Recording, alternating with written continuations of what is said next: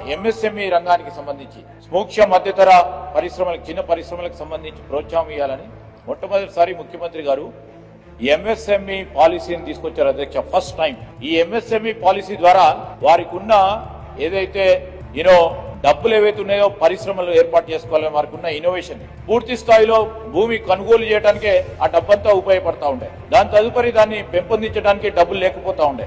ఈ రోజు కేంద్ర ప్రభుత్వం తీసుకొచ్చిన ఒక పాలసీ నిర్ణయానికి ఇంకా పెద్ద ఎత్తున ప్రోత్సాహం చేయాలని ఫ్లాటెడ్ ఫ్యాక్టరీ కాంప్లెక్సెస్ క్రియేట్ చేస్తా ఉన్న అధ్యక్ష. మీరు చెప్పినట్టు ఎస్సీ ఎస్టీలకు కానీ ఈ రోజు మంచి ఉత్పత్తి చేయాల్సిన నైపుణ్యం ఉన్న మరి చాలా మంది యువకులకు ప్రోత్సాహం చేయాలని లీజ్ మోడల్ ఫ్లాటెడ్ కాంప్లెక్సెస్ తీసుకొస్తా ఉన్నాం.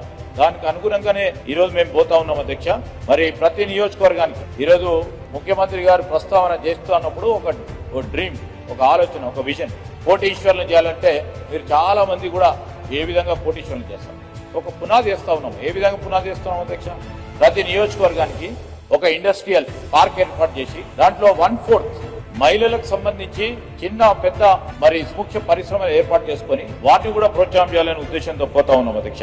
దాంట్లో కూడా ఫ్లాటెడ్ ఫ్యాక్టరీస్ కూడా ఆన్ లీజ్ బేసిస్ ఇచ్చే పాలసీ నిర్ణయం తీసుకొని ఈ రోజు 2024లో తీసుకున్న ఈ పాలసీకి అనుగుణంగానే ముందుకెళ్తే అందరికీ కూడా ఉపయోగపడుతుందనే ఆలోచన దృక్పథంతో పోతా ఉన్నాం అధ్యక్ష.